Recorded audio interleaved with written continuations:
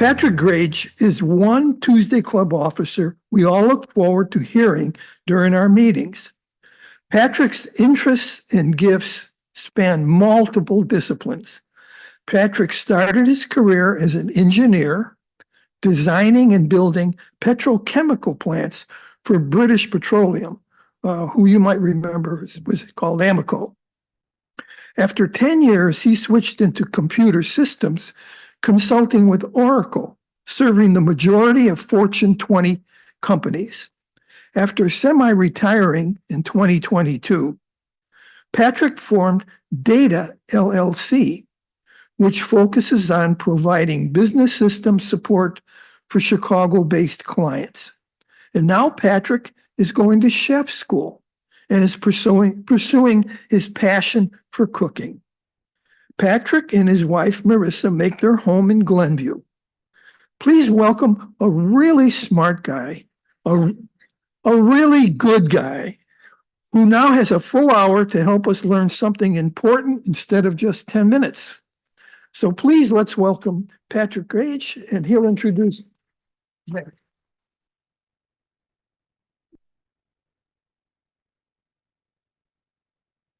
Thank you. Thank you so much, Ron. So our topic today is home safety, home security, and home automation. So three very distinct topics. You'll probably recall that just last month we had Alan Kaufman speak on home safety. And so you'll see me pay homage to Alan's outstanding presentation, and I'll elaborate on some things that are part of my personal experience, either taking care of my parents or things that I've seen with my family. And I'll look to go into a little bit more depth. I'm going to just skip ahead to the next one. Equally, perhaps the better part of the presentation is Corporal Matt Aniowolski. He is a corporal in the Northfield Police Force, and he was the officer friendly. He did community outreach. He does special programs for the Northfield Police. I feel extremely privileged to have him here doing the home security portion. And then finally, home automation. We'll talk about automated home systems, and we'll talk about smart home technologies and how technology specifically might be a benefit to you. Looking at the next slide here. So this is, I wanted to review, just take a minute to talk about Alan Kaufman's presentation. It was here, I think it was July 23rd.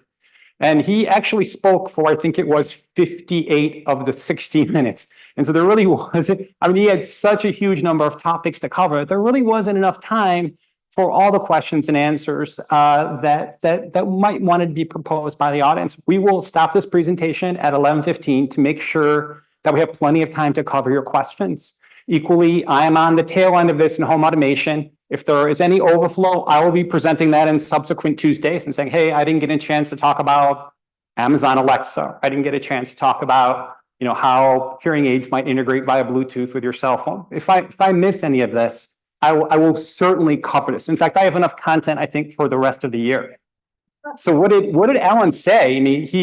This was actually one of his slides. I also wanted to, so you've all received via email, if you're a member of the Tuesday Club, you have received all the collateral from Corporal Aniowolski, and you've seen my 27 slides. So we're on slide 3, and I have 24 more to go. So I think we've got plenty of content that we're willing to share with you for this hour. But what did he say? So there's a link to his presentation.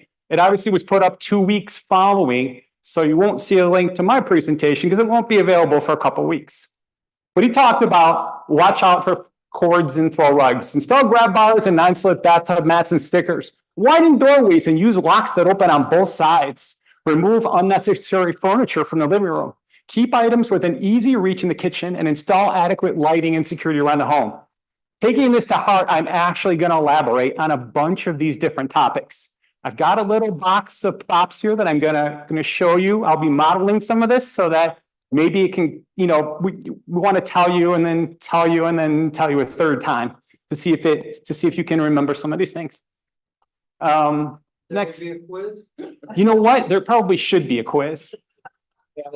So the first thing that I'm going to show you, and I will keep the videos absolutely brief. So they're 1 to 2 minutes. I'm only including them if their content is really specific to what I'm going to be talking about.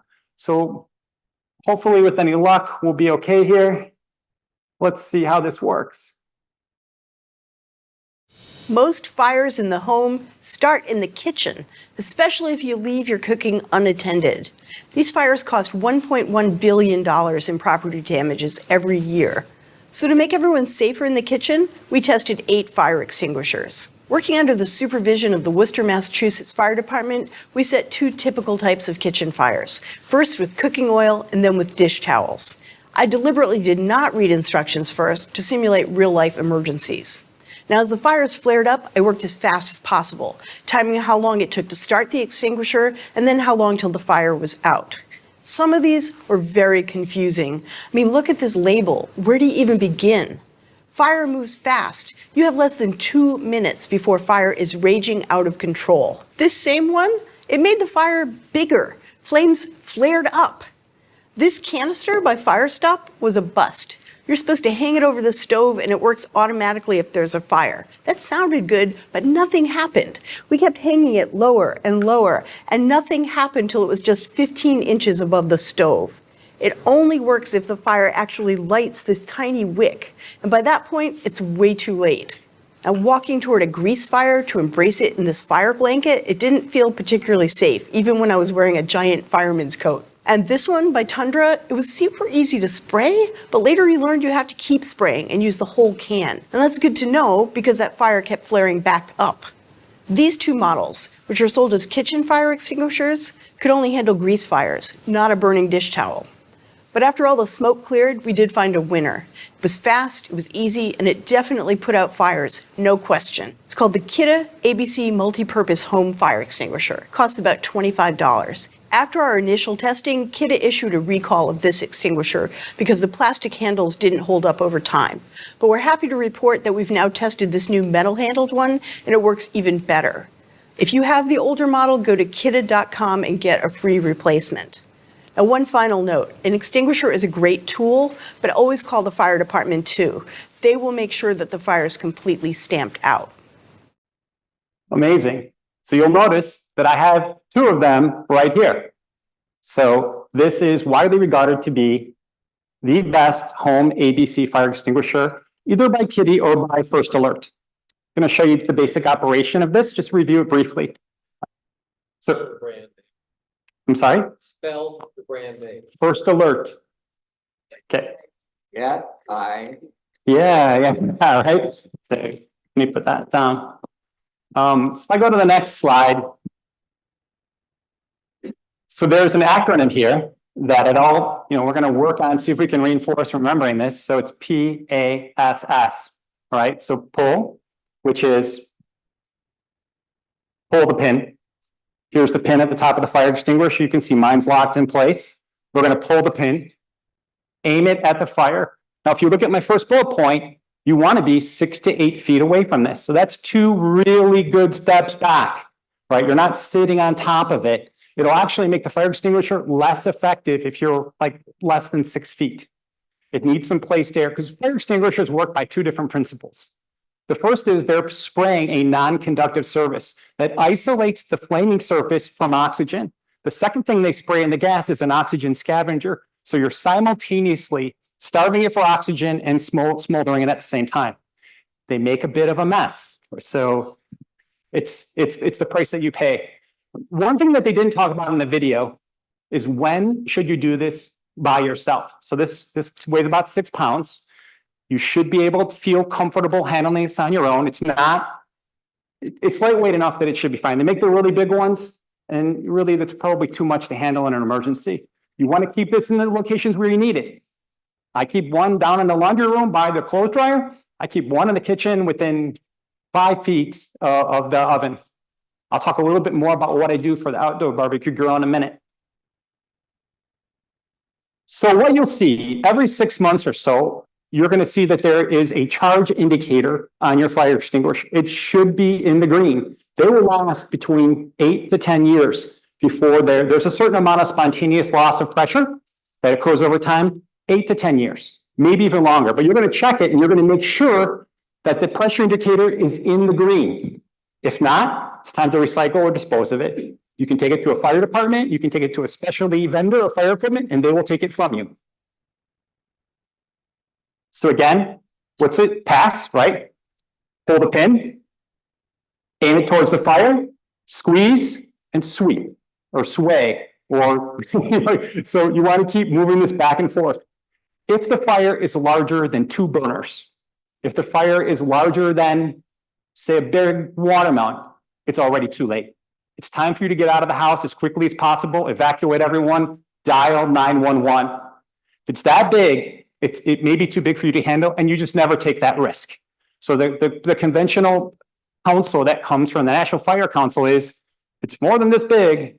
If any of your, if you've already lit, if the underside of the cabinet's already on fire, it's 2 minutes have passed, and it's time for you to get out and call 911.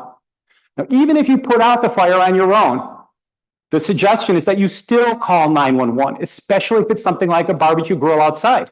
One, it's probably on your deck. If you have a patio, it's concrete, but a deck might be made of wood, right? And they're going to be looking for these things. Is there still grease smoldering underneath your grill? This is important. Now, very useful tool that works in concert with this. It does not replace this. Is the fire blanket. This fire blanket is generally somewhere between 36 to 42 inches by 36 by 42 inches. It's pretty big. I'm going to take it out so you can see it. I'm going to pass it around so you can feel it. It is made of woven fiberglass. It is impregnated with a flame, it's a flame retardant, so it feels smooth, but it will completely isolate all the oxygen. So I'm going to go ahead and just open it up here. And we are going to use this. It's literally as simple as you saw. All we're going to do is just take it, throw it over the grill that's on fire. We can tuck it around the edges if we want, but here you're safe, right? You might feel a little heat, but the flames aren't going to get you. You'll be fine. This works great for, you got a single pan on fire, you've got a toaster on fire or a toaster oven, your gas grill is on fire. This is a lifesaver. I keep one outside near the gas grill and one in the upper cabinet right next to my stove so that it's always available. I'm going to pass this around. If you have a fiberglass allergy, just be a little careful with this. I'll pass it around so you can feel how it is.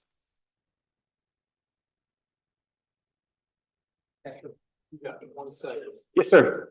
One thing I could say from calls I've been on with the fire department, if you guys have a fire in your oven or in your grill, shut the grill, shut the oven.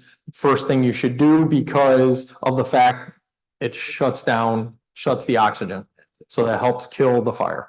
Excellent advice. Thank you, sir.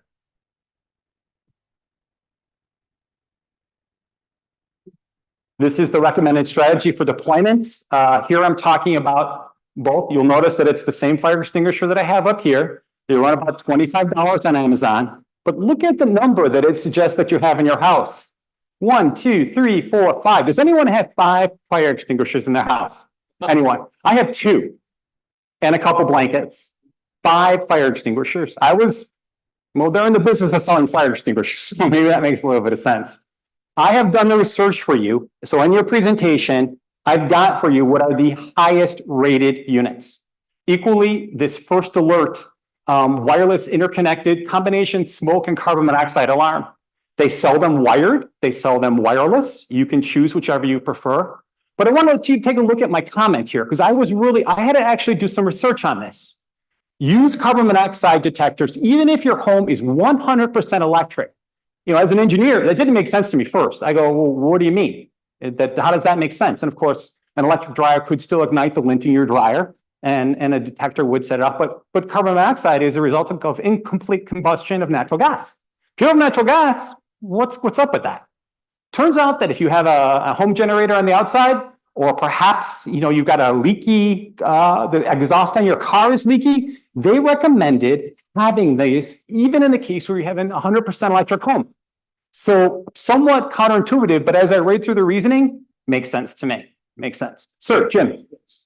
Someone in my house bought the carbon monoxide detector. Yes. And it says, put it by the ceiling. Yes. How do you plug it in by the ceiling? Well, yeah. So the question was, hey, I bought this carbon monoxide detector. How do I plug it in by the ceiling? So if you don't have a dedicated plug there, you're looking at a battery operated unit. You really won't have a choice. They make ones like for the bedrooms that you can plug into the wall, but there's a question as to how effective the proper location is at the ceiling. All right, next slide here. Gas stove safety. This has been a hot topic, and it's one that's near and dear to my house. You heard Ron say that I am gaining my chef certification, so I'm becoming a professional chef. There's a big controversy as to whether we should gas, electric, what makes the most sense. So one would think that the biggest hazard of or the dangerous part of a gas stove is fire. But gas stoves emit unhealthy levels of nitrogen dioxide, benzene, and carbon monoxide. Now, using your vent hood helps a lot, helps take out 90% of those. The question is the remaining 10% the problem? I have a 400 standard cubic feet per minute exhaust hood, which is fully capable of exhausting most of the fumes that come up. Some of the ones, if you're using the one that comes with your microwave, may not be able to do that. Several municipalities, including Evanston, a bunch of places on the West Coast and a bunch of places on the East Coast, have now said that we're going to eliminate gas appliances in the home. So natural gas will no longer be. Evanston is one of them. They have not passed it. It's currently on their Mayor Biss's agenda. And then the last thing I wanted to say is that there are several competing studies. Some of them that say it's a problem, some of them that say that it's not. I'll give you an example why. So when they conducted the toxicology study, they did it inside a plastic sealed room. Is that reasonable for a standard when you're evaluating toxic chemicals that are circulating through your home? And then, as I said, using a high velocity vent hood does take care of about 90% of it. So the question is the juice worth the squeeze here? And that's a personal issue. I do have one suggestion though. It's something that I do at home. This is actually a photo of my house. This is me cooking. You can see I've got an induction cooktop here. This is a professional level cooktop. So that one will cost about $800, but it's designed to give me very precise control. If I want to melt chocolate at 114 degrees, it'll allow me to do that.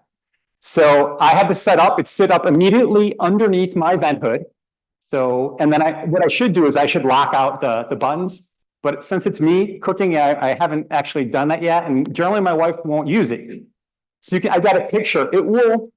It has extremely fast heating. It's fantastic at boiling water in a large plant because it's heating the entire bottom surface of the pot. And it does that by magnetic excitation. So it's basically causing the ferromagnetic molecules in the pot to vibrate rapidly, which causes heat to be generated. So vibration is, temperature is the measure of the average kinetic energy in any given system. So it will increase the temperature as the magnetic field vibrates the inside of the pot.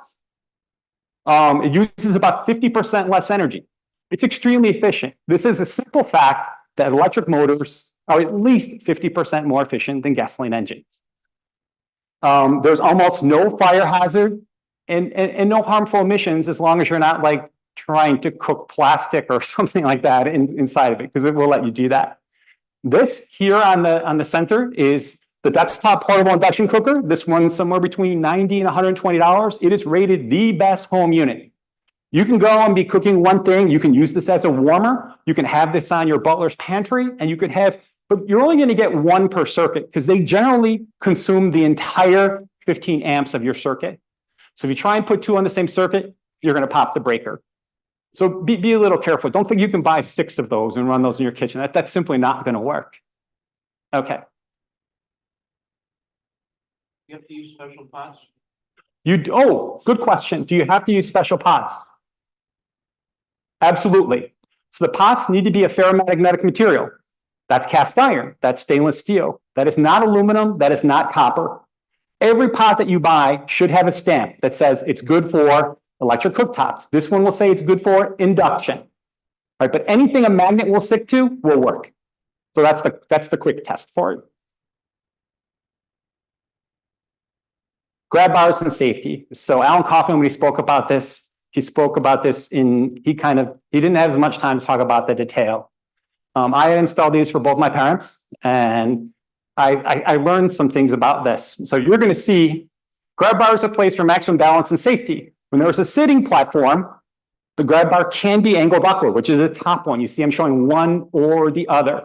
My wife made me change that because she said it was confusing. Notice the anti-slip bath mat on the left. You can see there's a slightly gray bath mat here. That's an end. What they do now with those is they're the same suction ones that have been around for 50 years. but they put about 1 centimeter holes in them, probably several hundred of those. Water comes over the top, water goes through the bottom as well. You don't collect the mildew that they used to collect. So make sure that it has drainage holes as well. You can also have, you can put the non-slip stickers on the bottom. This one has just a textured surface, which I would recommend against doing. You want to have some kind of decal or the stickers or a mat that makes it a non-stick surface for you. The placement of these grab bars, you'll see that they are on every side. They're on the front, they're on the back, and they're on the side. Every single place where you might potentially need one, they're there. And they're installed, so the ADA has recommended installed heights for each of these. And when you choose to have someone come and install these for you, they should know what those requirements are. And it's several pages long. The main one is that it must be able to bear 250 pounds. So 250 pounds of force, which equates to 250 pounds of weight.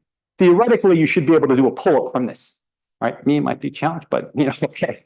But 250 pounds of force. So there's no way that the ones with the suction cups are going to work. That's not possibly going to work.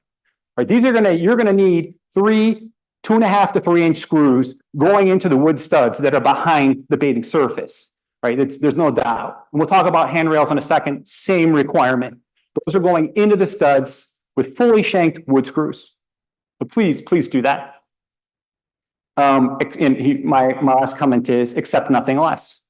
When you're looking for a contractor, they will say ADA compliant installation, which means you have adequate number, perfect positioning, and adequate support. So it's not only that the unit is installed correctly, but it needs to be installed into the studs at a proper position. So take care with that. This is my house again. You can see I have it's like a 9-foot solid oak 2-inch thick rail on the side. This is what happened when I failed to have that center bracket. Snapped the handrail. I went down on my knee into the hard oak stairs. Needed massage therapy for like 6 weeks. Yes, this happened in my own home because I had an 8-foot span between these.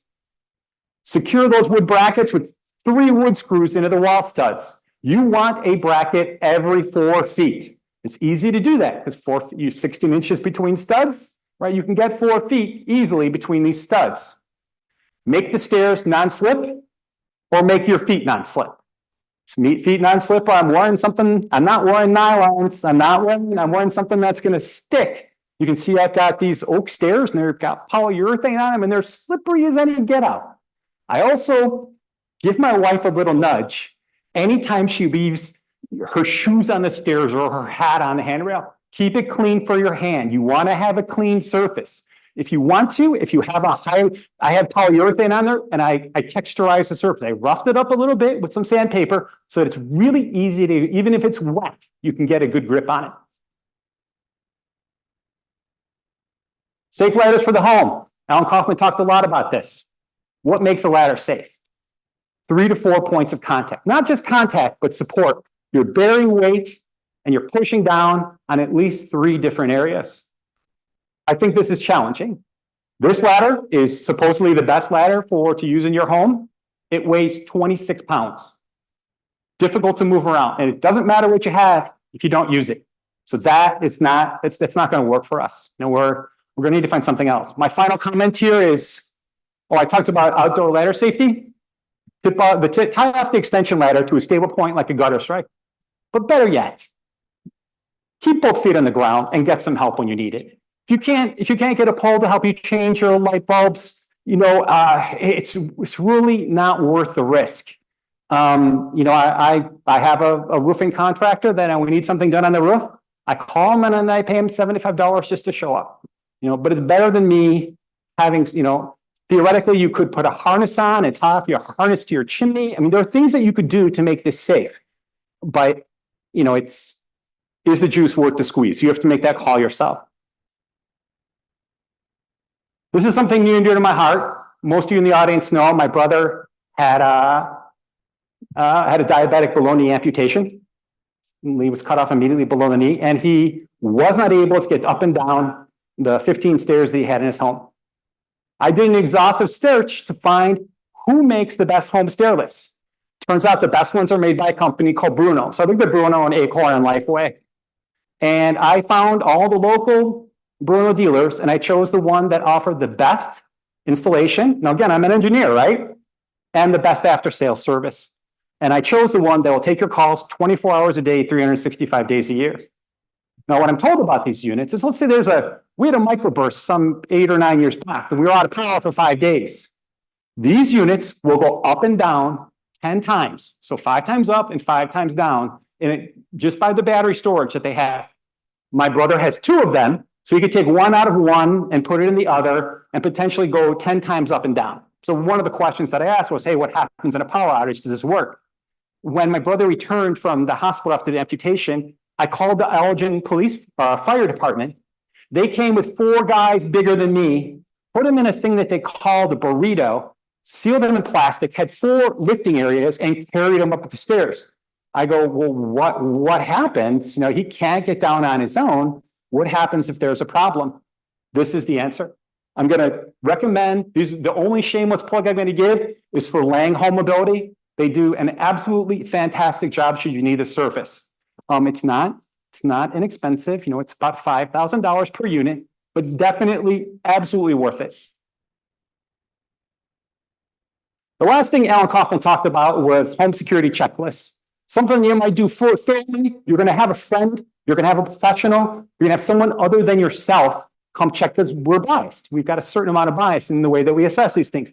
Have a third party come and help you. It can be a niece or a nephew, or it can be anyone, a neighbor that'll look at this. I've given you the 2 links to 2 very, very good services where you can download these, check them out, run through the lists, and see if there's anything that you might want to look at or change. Maybe not. Public safety or public service announcement: free NICOR water saving and weatherization kits. Just go to this URL, and there are free kits available to you. I actually thought these were pretty useful. I was sitting, one of the members here, Elizabeth, sent me to a Korean festival this past weekend, and NICOR was there handing these out for free. They asked me for my service address and my IDs. Take a look and see if it's something you need. They'll send them to you via mail. They're great units. There's water saving, energy saving, bunch of different things in there. There are aerators, there are low flow shower heads, a bunch of things. We'll pass them around and see who likes it. ComEd also provides energy conservation kits, but you have to income qualify for those. So, ComEd will come out to your residence and change your light bulb. excellent. ComEd will come out to your residence and change your light bulbs. LED, change it over to LED service or change the LEDs themselves.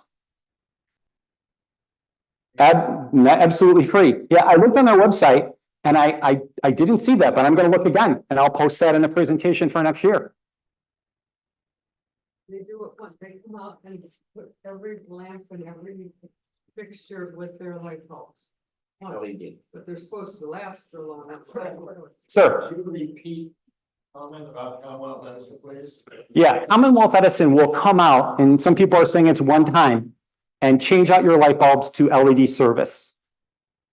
So that should be a call to ComEd, to their 1-800 customer service number, and say, hey, I'd like to consume this service. Here's my address. I'm in your service area. I'm assuming you have to be in their service area. And yeah, they'll come out and make that service for you. One of the biggest dangers in your house, I don't have time to go through. I've got a link in here that's going to show you what a gas dryer fire looks like. It's horrific.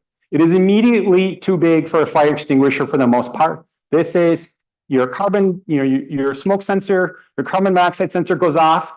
You take a look, you see this, you get out. You get out and you immediately call 911. This is not a fire extinguisher, especially a home fire extinguisher issue. In the case of this, if you click on this link, you'll see that they had clothes that were being dried above the dryer, which immediately caught on fire, cotton clothing, and it's a bit of it was a disaster. But again, bigger than a watermelon, too big for you to tackle on your own, certainly too big for a fire blanket. Get out, call 911. Oh, have your dryer vent cleaned professionally every year. More often if you have more than 4 people in your household. Once a year they come in, they're going to clean out all the ductwork. They'll take the front off the dryer. They'll clean underneath it, get all the lint out of there that you missed with the lint collection, and keep it nice and clean for you. You walk outside, and you look at your exhaust port, and you see there's lint on the ground, more than a small amount, it's time to get it cleaned. Right? A very obvious point that you need to get that cleaned right away. Question, sir? Pardon me? So you can go to Yelp and it's dryer vent cleaning. I use Dan Wildman Cleaning in the Chicago North Shore. There are a number of competing services that offer dryer vent cleaning. You can just go dryer vent cleaning service. I'm sure everyone here has a favorite, sir. I'm sorry? Apt Appliance does dryer vent cleaning. I didn't know that. Excellent. Next up is my new friend, Corporal Matt Aniowolski. He's going to talk about home security. Northfield Police Department, they operate in a community-oriented philosophy. 19 sworn officers, 1 public service officer, 2 employees. Matt joined the Northfield Police Department in December of 2007. He's a veteran. He was promoted to Corporal, Northfield Police in August of 2021. And he's a fellow Northsider. He and his family make their home in Northbridge. Matt. How's it going, everybody? All right, so I am here to talk about home safety. That includes so many different things. So I hope you guys are getting supplied dinner and lunch here because we're going to be here for a few hours. So we're going to start off with, we're going to generalize things and kind of just put them in a very small categories and try to get you guys to remember some things. So we're going to first start off with gypsy burglaries, gypsy home repair fraud, and gypsy scams. And when I say gypsy, I'm not being offensive. They call themselves gypsies. That is their religion. That is who they are. So we're going to start off with a gypsy burglary, which basically they target senior citizens and all types of ages, to be honest with you. What they do, they will take you out to the backyard and say they're going to trim some trees for ComEd or whoever, NICOR. And guess what? While you're out there talking to them about the lovely trees, talking about the birds, their 2 buddies are going in your house and robbing you blind. And what they target is cash, jewelry, gold, silver, coins, because all that could be melted down at a pawn shop in an hour, and there's no trace of that burglary. And there's no way we could get them on it. So that is why they do that. And it is quick. It happens all the time. It's been happening for years. And I am saying it's not just elderly senior citizens by any means. It is 30, 40-year-olds like myself. So just be on alert for that. If you do go outside with somebody or you just feel an inkling that something's off, call 911. We will come out there. We'll talk to them for you or with you. They will not be offended if they're actual professional workers for ComEd because they know about these scams themselves. So that's a gypsy burglary. That's classic gypsy burglary. Second one would be home repair fraud. Number 1 scam is driveway repair. You guys need to redo your blacktop.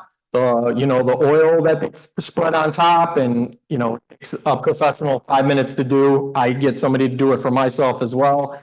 But they'll come out, offer you a great deal. Hey, only $100 to do I was just doing a neighbor's driveway down the block, and I could just use the rest of my stuff up and finish your driveway for you for $100. Oh yeah, that sounds great. Well, that first rain comes and it just washes off because all it is motor oil.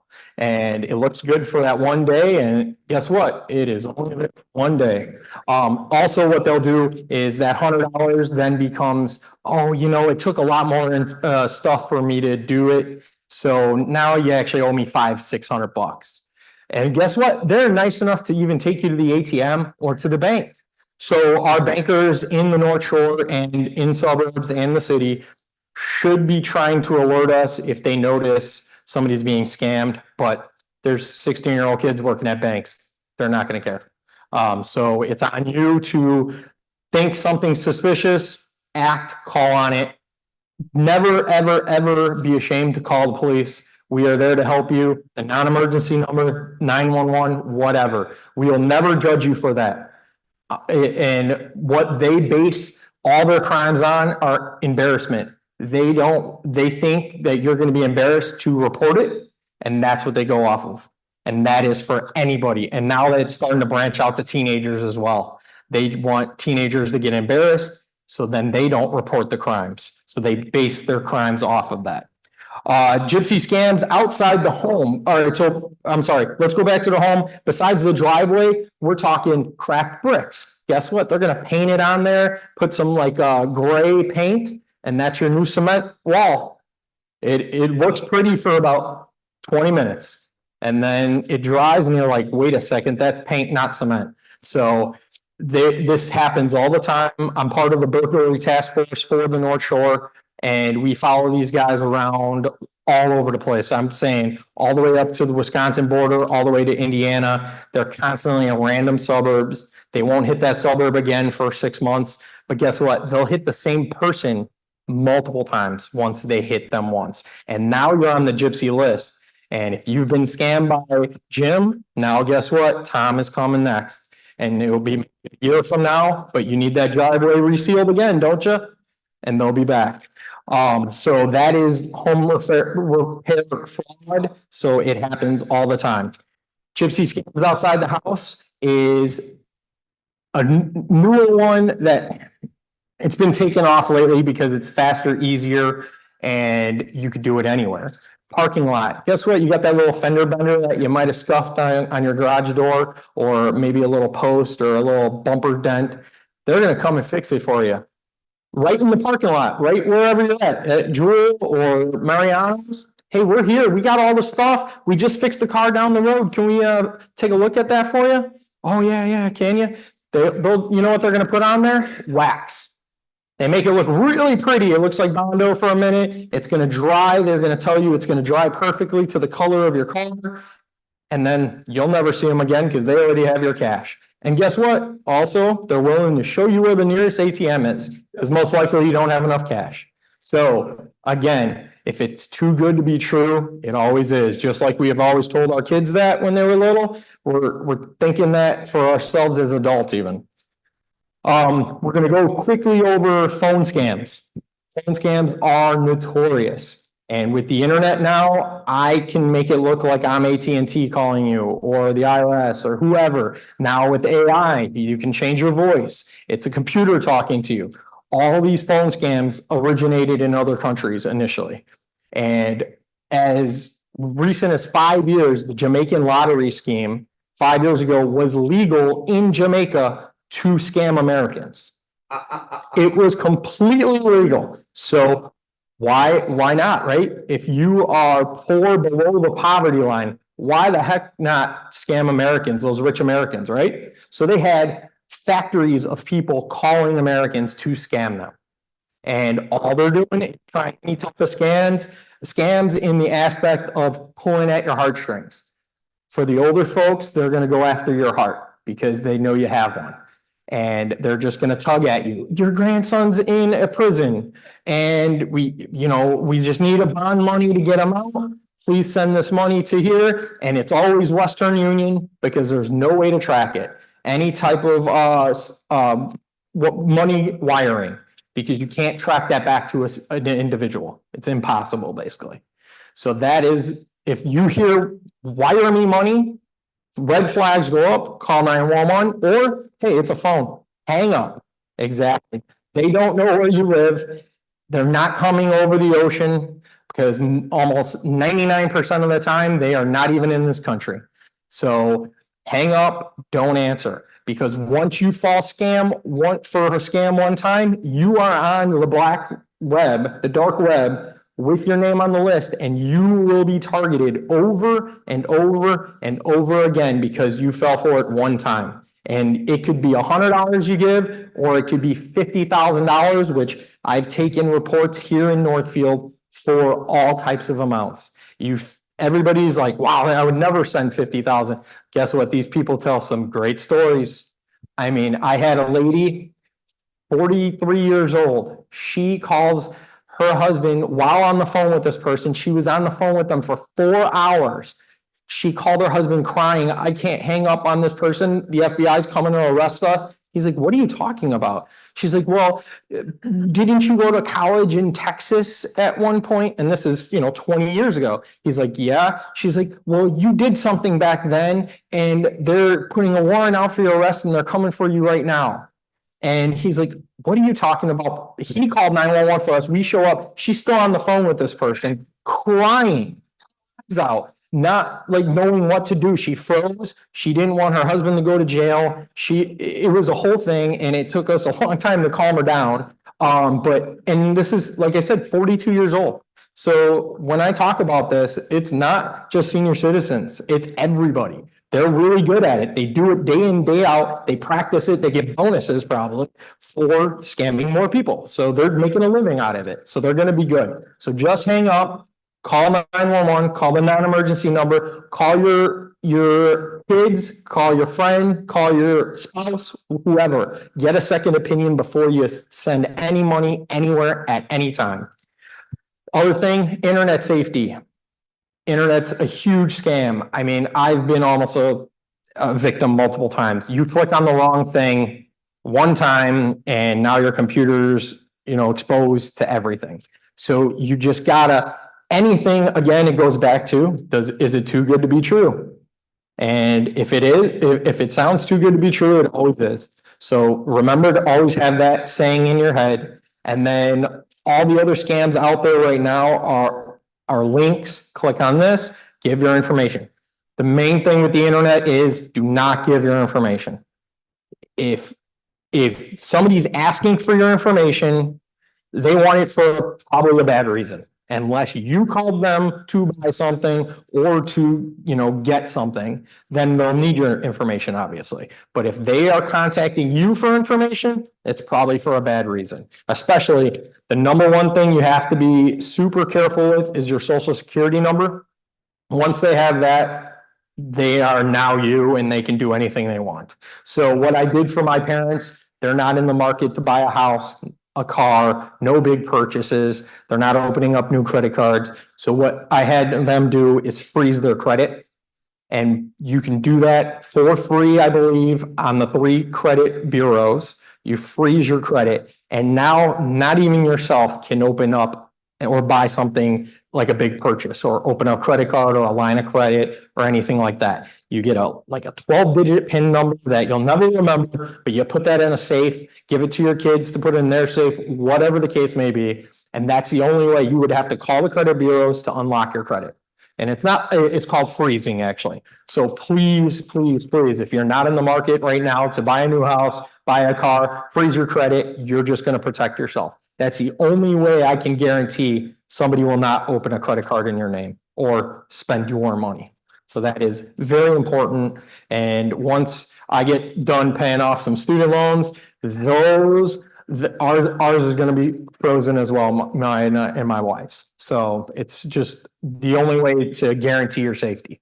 There's other companies like LifeLock, which are good, but most of the time it's after the fact. Hey, somebody tried opening a credit card or somebody did open a credit card. So that's the only way to prevent it upfront. Okay. So that's internet safety, goes along with the phone scams. It's all about sending money, usually wiring it, Western Union, or even the biggest red flag should be when ComEd or IRS tells you to pay off the bill with that Best Buy gift card or that Amazon gift card. Have you guys ever in your life paid your taxes with gift cards? As ridiculous as that sounds, right? You guys all chuckled, right? I guarantee you there's somebody in this room that might have done that already, okay?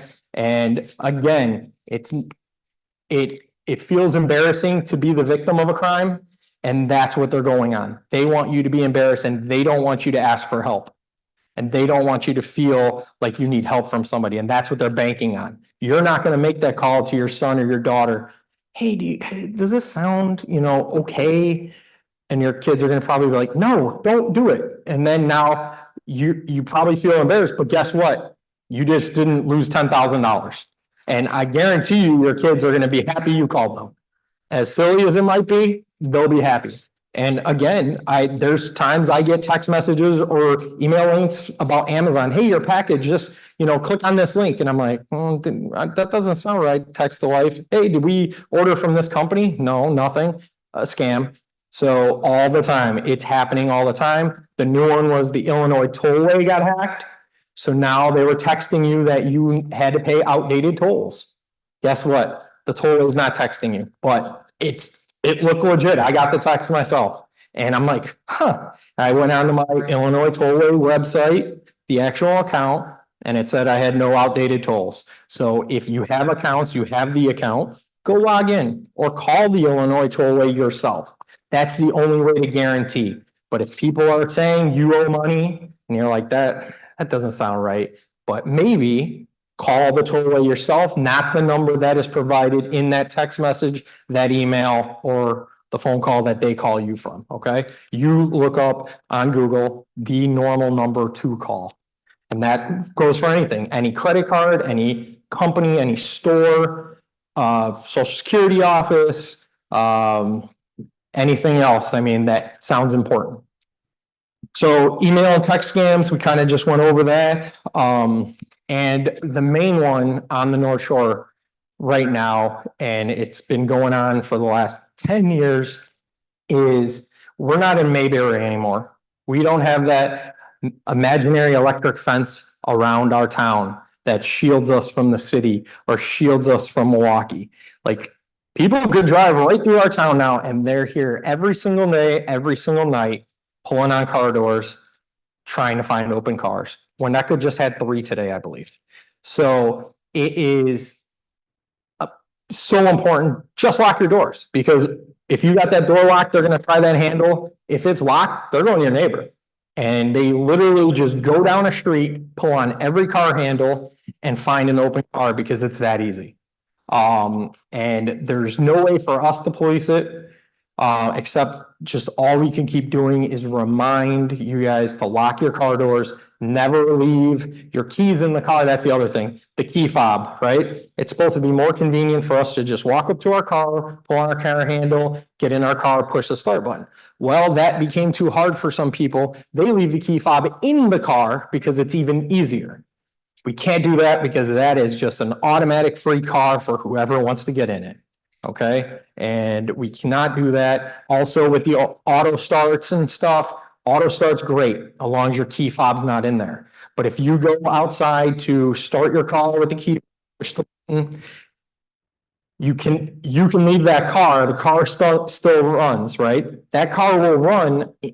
Somebody could just jump in there, drive off on it, and it will run until it runs out of gas or until they shut it off. So a lot of people don't know that. Dealerships should tell people that, because you could just get in there and drive off. And that's a kid safety thing too, actually.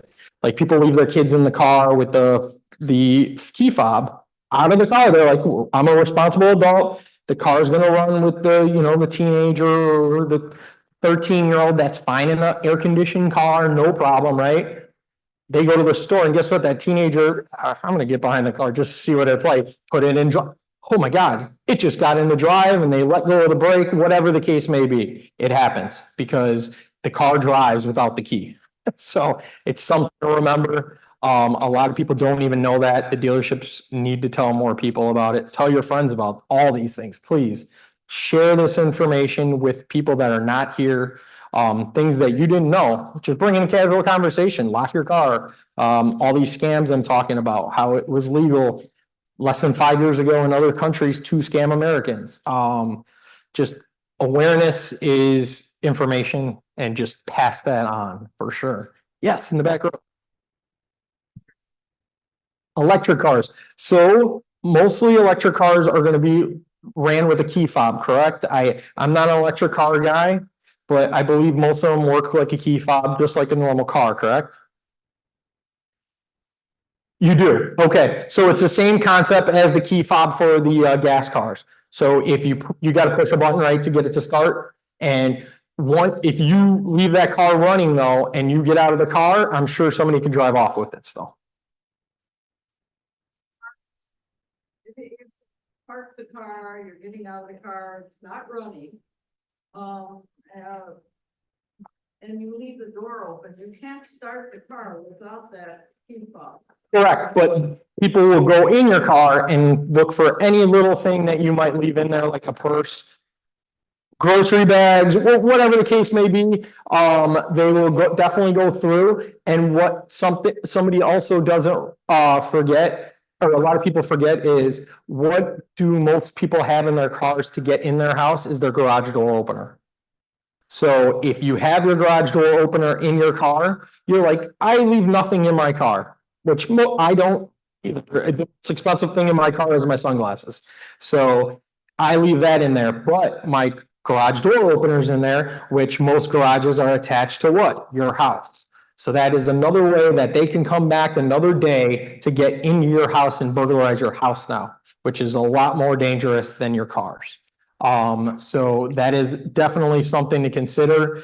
Most new cars have the opener built into the car itself, which is nice because they can't actually steal that out of the car. So that's something to think about instead of actually having a physical garage door opener in your car. But that's another reason just to lock your car. It's the simplest, easiest way to prevent things. The only time they're gonna ever break your window is if they see that nice computer sitting on that front seat, or that nice purse, or that nice wallet. That's the only time they're breaking windows. They're not breaking windows otherwise, okay? And when I say that they're coming up here every single night, it has branched out into daylight time now. The last one, you guys probably all heard about the big news in Winnetka when the shootout happened on Sheridan Road. That was at 5:15 in the morning. Sun's up. People are walking their dogs. People are jogging. That is what happened. So this is not just 2 a.m. anymore. It is morning time when people are awake and talking and out and about. So just be aware of your surroundings also, and that's just the generalized safety thing. Officer Matt, should we start to open this up for Q&A for the whole group? Whatever, Patrick, if. Absolutely. So if you would turn your mic. If we can, I have a question for you, which relates, and then Patrick, we can open it up to everybody if you're okay with that, because we obviously need to have you back.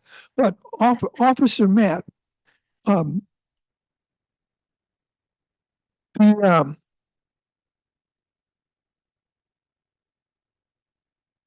screen that pops up that says your computer is now in my command, you need to pay me, or click this link because a new virus has hit you. What I have done is simply shut off the computer. Just turn it off. Am I doing the right thing? Because it has worked so far. In other words, when I wait about 30 seconds or more and then open the computer, I no longer have that screen that is taking over and I don't click anything. So am I doing the right thing? Patrick, you might be able to speak more on this topic. Yeah, absolutely. So that is your first line of defense, right? You're going to close down the window. If it lets you close it down, you're going to shut down your machine and do a full, don't do a restart, do a shutdown, clean reboot. And you're going to see if you have any corruption of the software, then it might be a virus removal process following that. And so the next step would be to run your virus protection routine and do a deep scan. Okay, wait, I've got the microphone. Let me pass that around. And any questions you have for Corporal Matt or for Patrick? Yeah, I was just gonna tell Patrick, I use Control Alternate Delete, and it seems to get rid of the. Yep. So the Control Delete function, at least for Microsoft, opens up the task manager and you can end any process that's running, right? So shutting down your computer does pretty much exactly the same thing. But when you shut down your computer, it also empties the cache. So it's a little bit more thorough. Another hint that I want you guys to confirm is that if I hover the mouse over the name of an email, I'm saying, who is this? And it says, this is from IRS, but you see it's from LZZ214617. You know that there is not a real person, or there is a different person than your neighbor or your pastor or your rabbi. Absolutely. So the email address is a key, kind of like a cheat code for you guys to see who's actually emailing you. But with AI and stuff getting better and better, basically you have to think about it in the aspect of has the IRS ever emailed you before, and will they ask for payment that way? No, they will not. They will just take money from your check, and they're going to officially mail you something very professionally, and then you can contact them on your own. Never click on links, and especially emails. It's called phishing, and it happened to our police department. If you guys didn't hear what happened in Skokie, the Skokie Police Department, one of their officers, I believe a higher ranking officer, clicked on something, and guess what? They were locked out of their camera system so long and all their programs that they had to buy a whole new system. So, like I said, it is not a senior citizen problem by any means. It is a world problem that will continue to happen and only get worse with more technology. And do either one of you want to talk about telephone and scams that we get that way? In other words, don't answer if you don't know. Yes. I'm a big fan. The newer cell phones have spam blockers basically on your phones, which is excellent. It stops my phone from ringing a lot more. If you have a home phone, that's usually where you're going to get your scam calls. If you don't know the number, get caller ID for a home phone. If you don't know the number, don't pick it up. Or I go along the lines of don't answer your phone ever. Let it go to voicemail. Find out who it is. Call them back. Because if you're calling a person back, you know who you're calling. When somebody's calling you, you can spoof any number in the world now. And that means I can make it look like Joe Biden or Donald Trump's calling you. It will come up on your caller ID as that person from Washington, D.C. as well. So. Just to reiterate what he's talking about, I don't know if it's still available, but a few years ago, you could buy a program. You could buy a program for about $14 so that any number and name would appear on the phone when you were when you wanted to call somebody. So you could, have the president's phone number and name appear as they are calling you. Okay, and the program was $14. I don't know if it's still available or anything else. And at this point, I'm pretty sure you can get that for free now. Yeah. So it's like, I'm talking 11-year-old kids could find it online to do it to you guys. The other point I'd like to share with you, because we got hacked, is anybody asking for a gift card, gone. There is no purpose whatsoever to supply a gift card. And if they want to take your kids, wish them well, because let them carry the expense of taking care of the kids. We've had that happen as well, but keep that in mind. If it's your grandson or granddaughter that's about to be held in Bermuda or one of the Caribbean islands, let them go. Let them have a great time. Let them feed them. Let them figure out how to transport them back home. Believe me, it's all fraud. So I just had to share the gift card phenomena, the telephone phenomena, and absolutely. And by him sharing his experience, not being embarrassed about it, that is awesome, because that shows you one of your friends in this room has experienced what I'm talking about. It's not like I'm making this stuff up from, one time I had this call in 14 years. No, it happens way too much, and it's unfortunate. A number of my friends in the last 2 weeks have had a friend request on Facebook, and they've all been hacked. So if you get a friend that that you think you are Facebook friends with, don't click on that friend request, because then it affects your computer and your phone too. Absolutely. If you're already friends with them, they're not going to refriend you. That is a number one. I probably have clicked on it before as well. I am friends with one friend 3 times probably, but you just got to kind of be aware, just be careful. But if you think you're friends with them, do not click on them. Reach out to them, text them, call them. Be like, hey, did you just ask for a friend request again? And they'll be like, no. Then that means they've been hacked. So now they need to fix their problem, and you prevented them from hacking other people. Does all this information apply to the email thing on your phone? because I don't use a computer much, but I use my phone.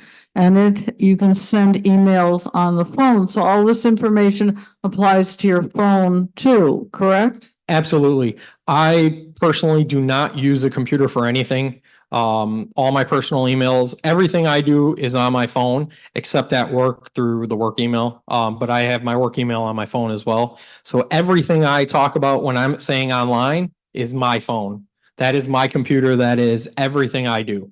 So most people, a lot of people nowadays do not even have a home computer because you don't really carry it around with you, and it just depends on your work. So no, everything we're talking about is, I would take it more for your phone than a home computer. You got to think of it as the same thing. We had 30 on Zoom. They all stood. You don't have any questions from them, none from here. Any last minute comments from each of you, Corporal and Patrick? Corporal Matt, hey, thank you so much for I know you're on active duty, taking your time out, sharing this wisdom with us. I learned a lot. When it comes to your email and your text messages, every link that is there must be considered suspect until you know otherwise. Just consider, from this point forward, every link is suspect.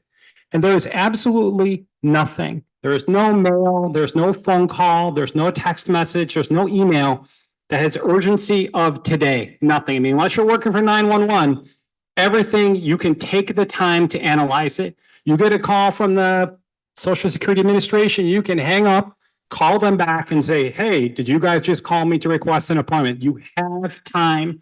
The scams, they prey on your heartstrings and they prey on a sense of urgency. Just know that there is no sense of urgency. Absolutely. That's 100%. Don't use the same number that just called you. No, Correct. Correct. Exactly. But like Patrick was saying, it's all about urgency and heartstrings. This person's in trouble, or we need this money now, or you're in trouble and we need it now. No government agency says now. No company says now. They just want their money eventually. So remember that, take your time, ask for help, ask a friend, ask a kid, ask a spouse, ask us. We have no problem, not whatsoever. We can give you a call at your house, give you a call back from our non-emergency number. We can go to your house. It is not a bother to us. It's more of a bother to us when we have to do a long report about how much money you lost in the last 10 years from these scams. So please, it is as simple as us just telling you, yeah, delete that email, delete that text message. Don't answer that phone call, hang up on the person. That's it. That took me 2 seconds to run down for you guys. That's how long it would take us to get back to you from the police department. So please reach out for help from anybody. Corporal Matt, Patrick, thank you so much. Wonderful presentation. Absolutely. Our pleasure.